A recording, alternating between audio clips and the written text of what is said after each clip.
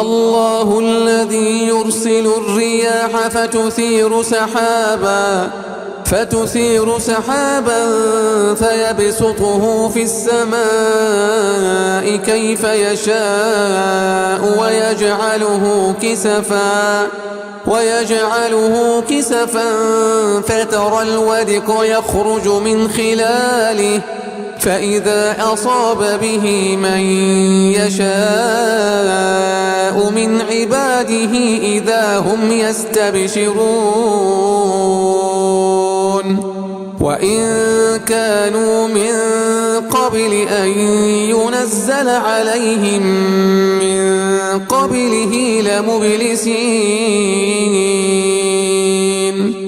فانظر إلى آثار رحمة الله كيف يحيي الأرض بعد موتها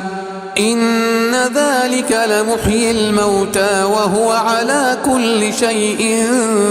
قدير.